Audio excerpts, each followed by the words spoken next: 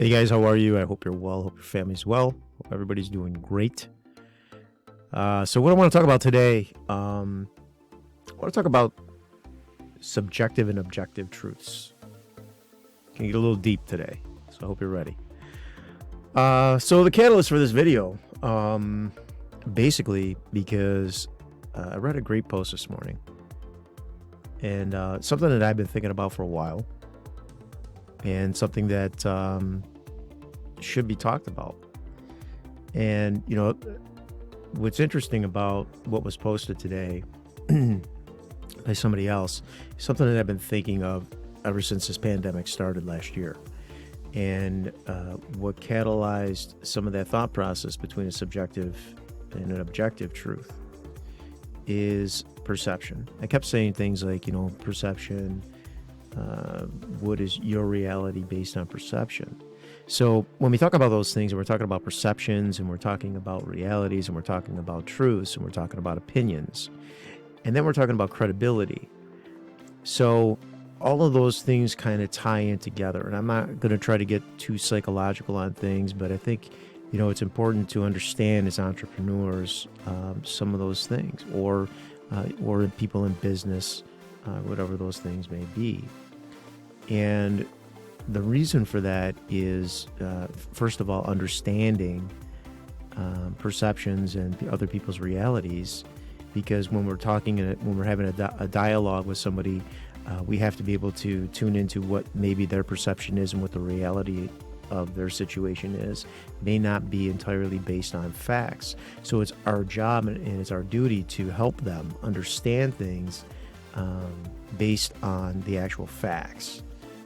To help change their perception into what reality really is. Because I'm going to tell you right now, guys, there's a lot of people that are going around as mentors and entrepreneurs and all these things who are propagating perspectives and trying to make their perspective your perspective, and they're manipulating you. They're not really giving you an objective truth. Okay, so it's really important to understand that. And the other thing is, in order for you to influence the truth and change a false perspective, you have to be rooted and you have to have a conviction of who you are based on the things, number one, based on facts. Okay, the first of all. Second of all is based on the conviction because you've actually done the things that you're talking about, or you've had experience in the things that you're talking about, and what you're saying are actual facts and truths that have happened as a direct result, a correlation to something that has happened. Okay. So I guess the easiest way to start this is like, what's an objective, what's objective, what's subjective. All right.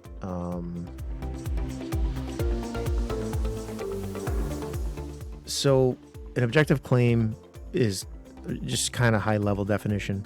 An objective claim is a statement about a factual matter, one that can be proven, true or false. For factual matters, there exist widely recognized criteria and methods to determine whether a claim is true or false. A subjective claim, on the other hand, is not a factual matter. It is an expression of belief, it's an expression of opinion, or a personal preference. A subjective claim cannot be proved right or wrong by any generally accepted criteria. So guys, this is where misinformation comes from. A lot of people are on the internet, and they're like, well, how do I decipher what's good information, what's bad information? Now people are starting to even second guess who they are, because other people are propagating their version of the truth onto everybody else. And now it's making them start to take a step back and say, my God, am I wrong? That's why I say, guys, you have to be convicted in your own truth based on your own convictions by the things that you have done. Because if you don't, what you're going to find is yourself backpedaling and apologizing for who you are or the things that you've gone through, when that should absolutely not be the case. because as soon as somebody starts presenting some facts, statistics, and things like that to prove their point, and you don't have a rebuttal for those things, and you're giving a subjective truth based on a perception, and a perception is not a reality. Okay, it might be yours, but it is not the reality. Okay, and there's a lot of immaturity in that, especially on social media. Like, there's a responsibility that comes with the truth, because unfortunately, as we saw in the last presidency, there's many people who will take what you say as truth and fact based on the credibility or the light that is shown on you as a credible source. So if there's a sense of responsibility that comes along with that, especially when you're a leader. Especially when you're a leader, whether it's in the community, whether it's in a high position of authority and as an elected official, whether it's a high position of authority that's been appointed. There's a lot of responsibility that comes along with that. And that's why you'll always hear me saying we need to hold people more accountable at a higher level, because when you're put into a spotlight like that,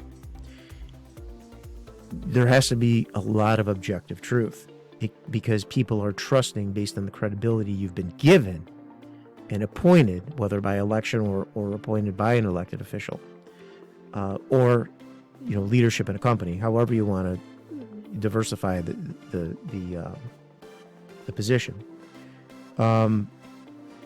It's important to understand that. Okay. That's why you'll always hear me saying holding the bar higher. We need to hold the bar higher. If you're the owner of an agency like myself, you need to hold the bar higher, and you have to have a higher standard, because you being the owner of the agency gives you instant credibility, so people trust and expect the truth from you. It's just it's just comes along with the title. So it's your duty and your responsibility to keep on top of facts, statistics, and things like that, so that you're able to come across and talk about those things objectively. Now, is there a place for subjective kind of information? Absolutely. I mean, if we're just engaging in conversations, obviously we're going to be subjective information based on some of the perceptions, and that's how you kind of create some rapport with people and talking about some of the things that experiences that you've had, and you can engage in those conversations. But the line, there has to be a line somewhere, right? Those kinds of conversations between people are just conversations. We're just talking about stuff, half truths, not always true, sometimes maybe, But when you're talking in the context of, having an authority or something of a serious nature, I mean, it goes without saying that we have to do that. And it's unfortunate, because with the amount of access to information that we have now, it's like a double-edged sword. Being a Gen Xer, when I was growing up, if we wanted to learn anything, we had to go to the library, we had to search out and find the information. And now we have everything at our fingertips. So if you don't know the answer to something, or you're ignorant on a topic, you're not only are you ignorant on the topic, but you're also lazy, because my generation and the generations before had to go out, search out, and find the proper information, and we had to be resourceful in the way that we did that. Now things are just at your fingertips. You can look up anything you want to. Now, is the information going to be accurate? But that's the dilemma now, because of the double-edged sword of so much information and having access to that. What is good information? What's bad information? What's subjective information? What's opinion? And what's fact and statistics?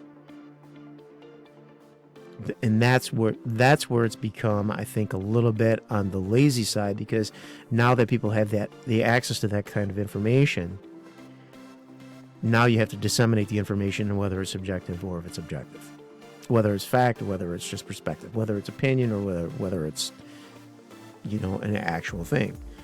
So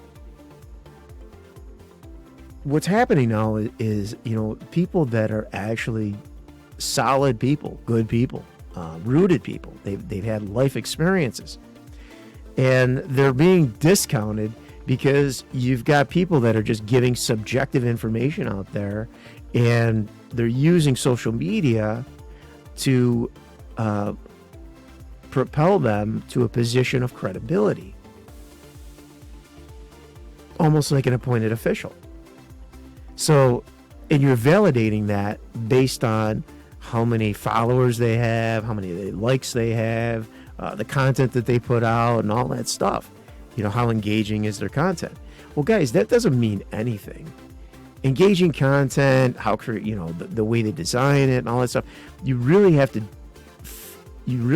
be able to engage in the content and understand what is it subjective or is it objective, and you have to use a magnifying glass and look at that information so that you can come up with an answer on, is this somebody who is a credible source? Are there half-truths here? Are they really that way? Is that really what they do? Or are they just trying to create some type of image for a purpose? And I think that's one of the ways that we can disseminate these things as far as credibility and somebody being subjective or objective in the information that they're giving to people who are trying to change and improve their lives. And if somebody's doing that, it's just straight manipulation at that point. And I don't know about you, but I have a very, very big problem with people who try to manipulate other people. There's literally a psychological disorder associated with that. If people have to spend hours of their day to come up with a half-truth or something about themselves that is not true in order to influence and manipulate people, that is a huge and deep-rooted psychological problem. And I hate to tell you this, guys, but there's a lot of people out there that do this. And they're on Instagram, and they're on Facebook, and they're on YouTube. I will do everything that I can to give people the proper information. I'm very direct. I'll sometimes do a downfall, but that's who I am. And I think over time, there are many people that I've come in contact with over the years, a very, very small circle of people that I consider to be my friends, that respect and admire the fact that I am direct in a lot of things, and I'm convicted in some of the things that I say because they know that I've done the due diligence on what I'm talking about. And I've learned the facts, and I understand the facts. So what I'm giving them, in my opinion, they understand that some of it may be subjective, but for the most part, the things that I'm talking about are definitely objective. So when we talk about credibility, guys, that should be how we're gauging the credibility factor. We can't base things off of what they own, what they have, their big house or big car. People are using these things to create credibility so that the information that they give can come off as being objective information based on the credibility of the big house, the fancy car. We see it all the time. Okay. They're trying to say that, because I have this, I've been successful. Now, that may be true in many ways. However, what about the trust fund babies? What about people who have been left money? It's easy to climb. I had a very, very successful insurance man tell me this years and years ago when I owned a landscaping company. Okay. He said to me, he said, frankly, there's one thing I want you to remember. I said, because he had a beautiful house on a lake, 3 stories, elevator, penthouse on the top that overlooked a beautiful. I don't need to go into the details, but I asked him about what he did, and he told me what he did, and he said, but here's the thing, everything I've got here was never given to me. I worked for it. He said, one thing that I learned in business, and it's nobody's fault, but the one thing that I've learned in business is that it's very easy to climb the corporate ladder when your daddy is holding it. And that has stuck with me. That was told to me over 30 years ago. That's stuck with me to this day. It's easy to climb the corporate ladder when your daddy is holding it. So guys, you got to think about, those are things that I think about when I look at successful people. I'm like, where did they come from? What did they inherit? How did they get there? Because those people are not going to be able to relate to the struggling entrepreneur that started from ground zero with a couple bucks in their pocket and they're trying to make something out of themselves. They don't understand having that much skin in the game that failing is not an option. Because to them, if they fail on one endeavor, well, they've got money to invest in something else, or they've got enough irons in the fire to be able to compensate for the one loss, cut their losses, and move on to the next thing. Well, a lot of entrepreneurs that are starting out don't have that advantage, and they won't tell you that. They won't tell you that. So for entrepreneurs that are starting out, or you're starting to create your own business, it's important to surround yourself around people that are not claiming to be self-made, but they are self-made. And what I mean by self-made is people that didn't have mentors, people whose mommy and daddy weren't in business, blue-collar worker, single mom raised them. If you can find people that have been able to have grit, which is the common denominator of successful people, to learn, be self-aware enough to keep maintaining and pursuing personal growth, those are the kinds of people that you need to seek out and find. And they need to be objective in the information that they give you and not subjective. I'm going to tell you what's going to be twice as bad is if you come across somebody who is giving you subjective information, and they also were that guy or that woman who daddy or mommy held the corporate ladder for them as they climbed it. So you're going to get their perception on what it takes to be successful. How is it going to help you if you're starting on the first run? How is it going to help you if you don't even have a ladder yet? You don't even have a ladder yet. So it's important to understand and seek out people. And I could recommend some books. David Goggins is a perfect example. In his book, he talks about, imagine for a second that you're trying to run a marathon, but you don't even have legs yet. But that's your goal, to run a marathon.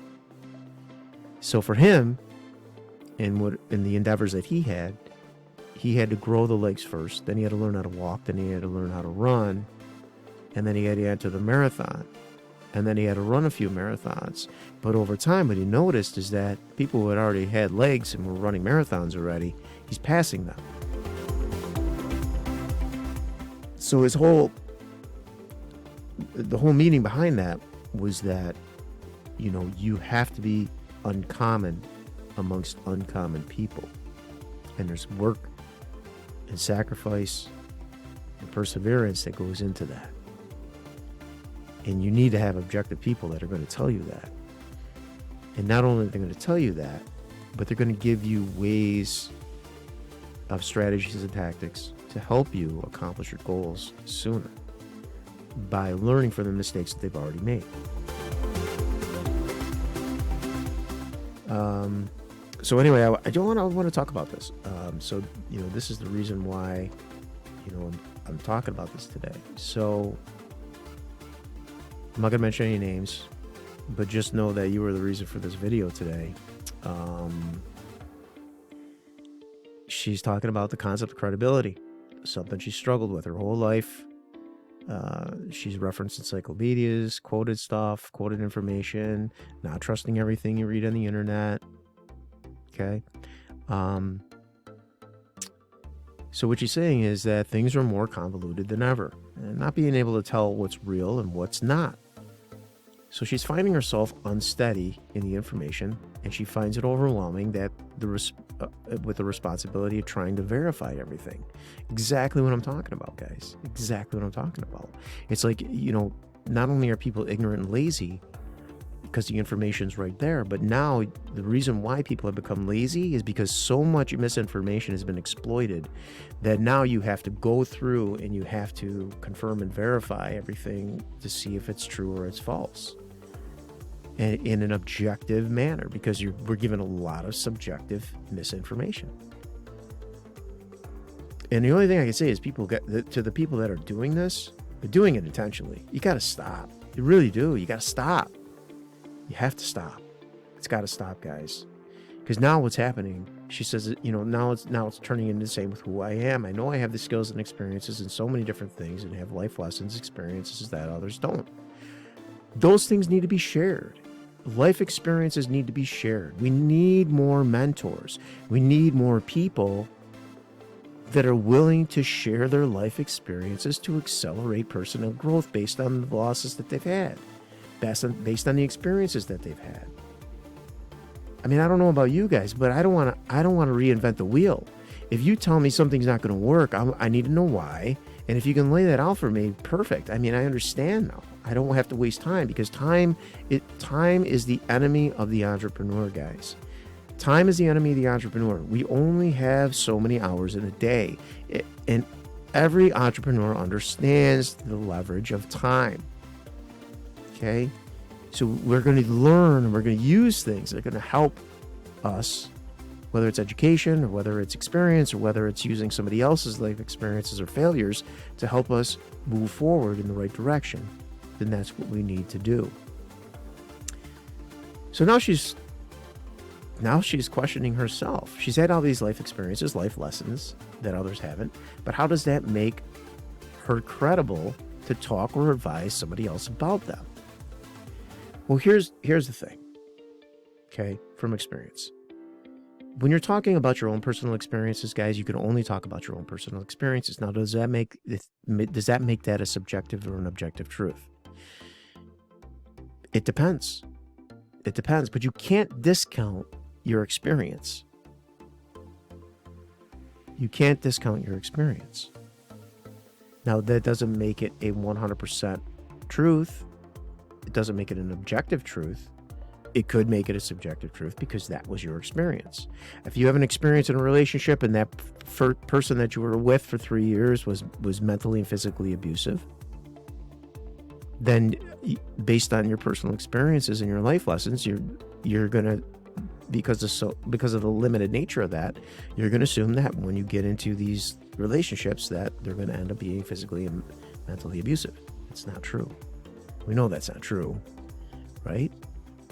So not all relationships are built like that. And then we have to create boundaries and things like that, but that's a whole nother video, right? So anyway, so she gives an example. The person she's working with asked, if you're so good at what you do, then why haven't you made it? Well, first of all, I have a problem with anybody who says that. First of all, you have to have enough confidence in your life experience. When somebody says something like that to you, you have to be rooted enough and confident enough in your own self based on your life experiences that those things don't even bother you. Why haven't you made it? So the question is, well, what's your definition of making it? What is your definition of making it? I mean, is it the car? Is it the house? Is it a marriage? Is it money in the bank? Is it being financially free? Is it having no debt? Is it owning things? Is it counting the things that we have? Like, what label do you put on making it? Because if you're talking about personal growth, so, if we're going to have a conversation like that, somebody has a conversation like that, first of all, you need to be confident in yourself and who you are based on your life experiences, right? And you have to say, well, first of all, you need clarity on that. Ask them. Don't assume, ask them. Say, well, what do you mean by making it? What does that mean? What does that mean to you? Like, what does that mean to you? Because everybody has a different value on that. Is it being the most popular? Is it winning a presidency? I mean, at what point do you make it? At what point in your life have you can sit back, put your feet up on the table and say, you know what? I made it. I'm here. Never. Entrepreneurs don't say that. Our goals never stop. We meet a goal, we find a bigger goal. We go after that goal. Or we go after a new business. Or we create new relationships. We never stop. Once you reach a level, you find another level. Once you reach a level of personal growth, you move to another level of personal growth. It's a never-ending process.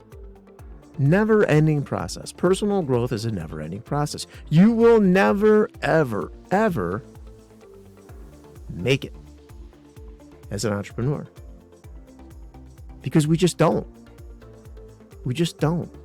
We don't stop. Once you reach your goal, you got a bigger goal. When I reach my goal of a book of business in my insurance business, then it's going to be growing the agency. And then once I get to a level of agents within my agency, then my next goal is probably to help them succeed to build their own agency. And then once they successfully build their own agency, then I'll probably help them have other people build their own agencies. We just don't stop. So there is no answer to that. Why haven't you made it? Trust me, girl, you made it. You made it. You're here. You're breathing. You're going to live another day tomorrow. You made it. You made it. You know, there's a quote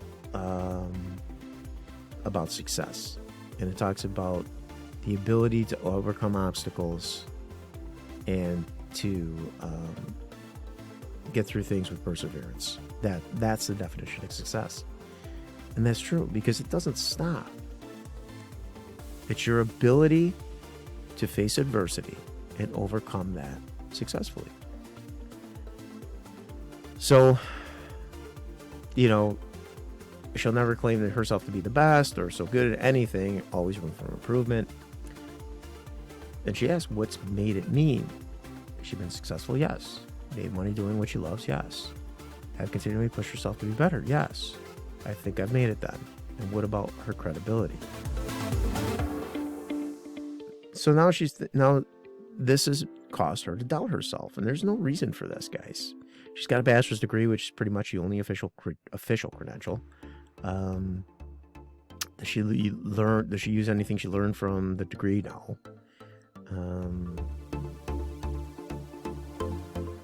She says that one slip of trying to find the official credibility, which was in the degree, has set her up for years of debt and in limbo of being able to afford paying back those loans. Trying to live as a functioning, society-contributing adult, trading her time either as for a means to pay off the debt as opposed to moving forward in life, or attempting to integrate doing something that she loves to feel sane and happy, but at a cost. Nobody should ever have to feel that way. Nobody should ever have to feel that way. It's unfortunate. It's unfortunate. So in search for credibility, what we're doing is, what are we doing? We're pursuing degrees. We're pursuing a piece of paper. And so all of a sudden, because we've passed a class, we have the ability to retain information and pass tests. That's now our credibility. A piece of paper hanging up on the wall. I don't know about you, but I would rather have somebody, honestly, that's had the life experience. I respect that more. I respect that more than a book. Somebody reading out of a book, being able to decipher the information and pass the test. When somebody's passed the test of life, I think that's a little more important. I think that's a little more valid. And then there's a lot of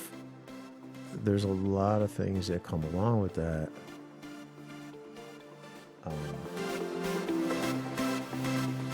As far as a sense of responsibility. So, you know, and this is why I feel like things like this are important, because I don't think anybody's been I shouldn't say anybody.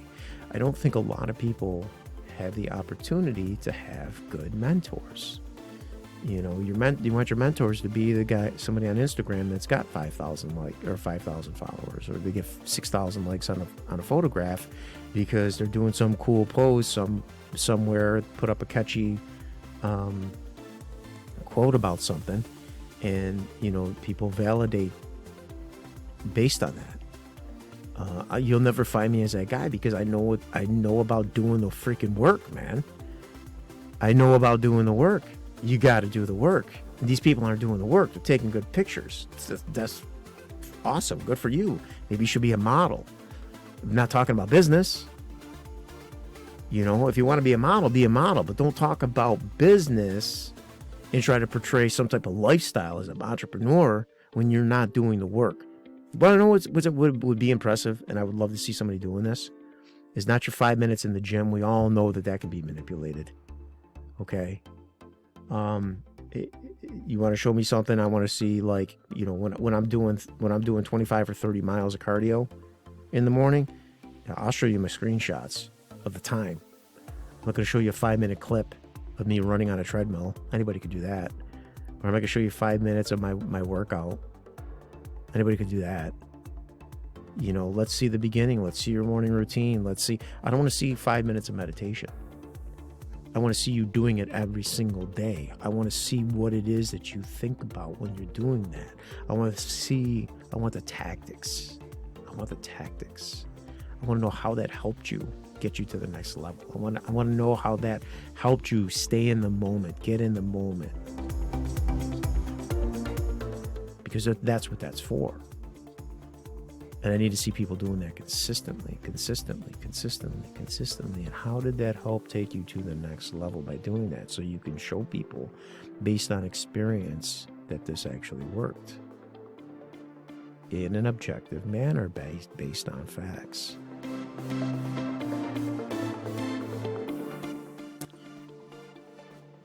That's where we're at, guys. That's where we're at. So anyway, just want to thank that person, I'm not going to say any names, for putting that up this morning, because I definitely can relate to exactly what you're saying. And all I can say to you personally is that don't doubt yourself. Don't doubt yourself. Your life experiences count as something. Okay? Now, this is not a person that comes off as being any type of expert or helping people or coaching people or mentoring people or anything like that. My personal opinion, and I'm not trying to be a coach or a mentor or anything like that. I'm just sharing my own life experiences, my own thoughts. Some of it's subjective, some of it objective. Most of it is going to be objective information. But I will tell you this much. If you're going to talk about your life experiences, you better make damn, and you're going to use those as motivational or inspirational perseverance, you better make damn well sure that the things that you're talking about to be inspirational need to be exceptional experiences of grit and overcoming something, and not just living life. Because I promise you, there's somebody out there that's had it worse than you. There's somebody out there that's had it worse than me. Somebody that's been through a far more worse experience on something else.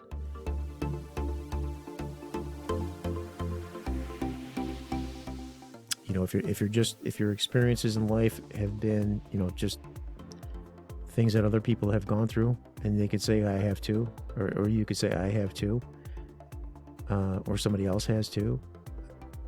Oh, I went through this, I went through that, I bought a car when I was this, I bought a house when I was 23, okay? So did I, and so did I, right? If you can say things like, so did I, if your things are like something that is a so do I, you know, it's just normal. It's just normal. Nothing wrong with that. It's a life experience. If it helps somebody grow in a certain way, okay, I see that. But I think that's part of where the credibility things comes in. You know, if you got somebody who's trying to tell you like you should be doing this or you should be doing that or doing, you know, living your life some type of way or doing this to improve your life, I think the credibility comes from, you know, some type of experience or life experience that far exceeds a normal experience. You know, like if you're telling people they need to get up and make their bed in the morning, I mean, pretty obvious. I mean, if you're not doing that, there's something wrong with you. Okay. I don't think anybody needs to be told that. All right. Anyway, hope you're well. Hope your family's well. Hope everybody's doing great. I'll talk to you guys soon.